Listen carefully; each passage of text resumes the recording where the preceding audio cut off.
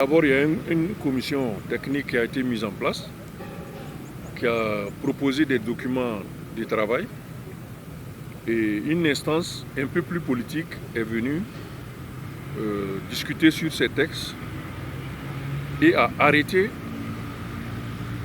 des décisions, a pris des décisions sur un certain nombre d'aspects importants. Et c'est ce qui a fait le consensus. Donc au final, le MPSR a validé le fruit des concertations.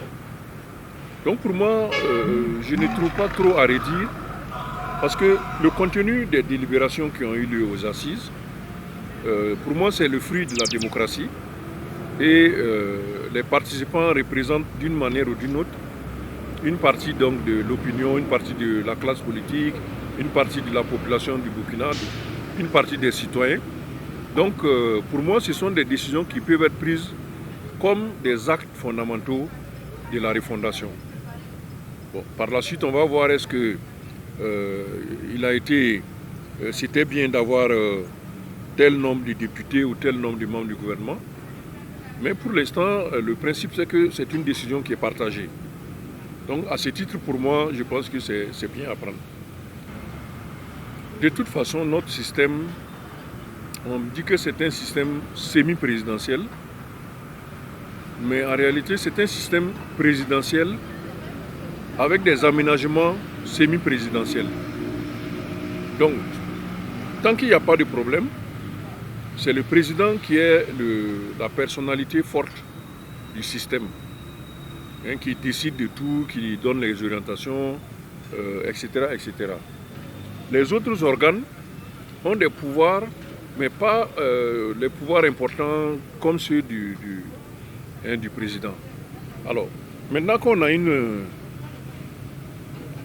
situation exceptionnelle issue d'un coup d'État, si tu veux, ça s'explique pourquoi le caractère présidentiel s'aggrave avec ces aménagements dont on parle, à savoir qu'au niveau du Parlement, il y a une majorité pour le président, et tous les systèmes cherchent cette situation où on a un président qui ne peut pas agir tant qu'il n'a pas une majorité au Parlement, notamment pour voter les lois qu'il va proposer. Vous avez le même débat aux États-Unis, vous avez le même débat en France, etc., etc. Donc chaque régime cherche à avoir le contrôle de l'exécutif et une majorité au Parlement afin de faire valider les propositions. Donc ça, c'est la situation normale qui exige ça.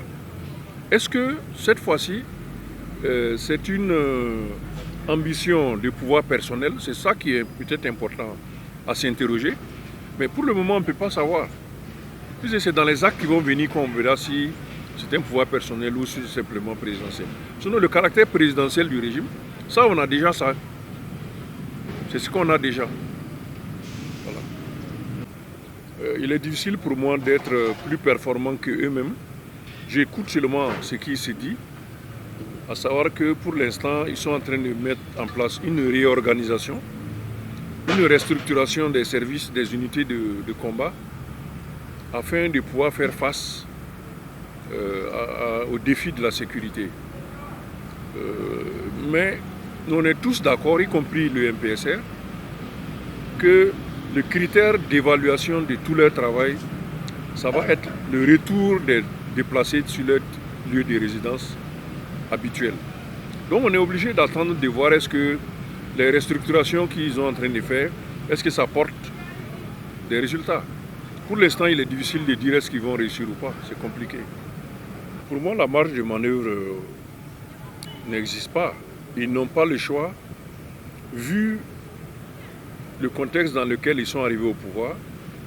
Ils n'ont pas le choix que de réussir les défis pour lesquels ils sont arrivés au pouvoir. D'abord la sécurité, ensuite les réformes institutionnelles, et puis les questions de développement comme la lutte contre la corruption, et aussi la protection sociale des populations. Donc voilà des chantiers très très importants, et je ne suis pas sûr que il y ait de la place pour expliquer pourquoi ils n'arriveraient pas à réussir ces chantiers-là.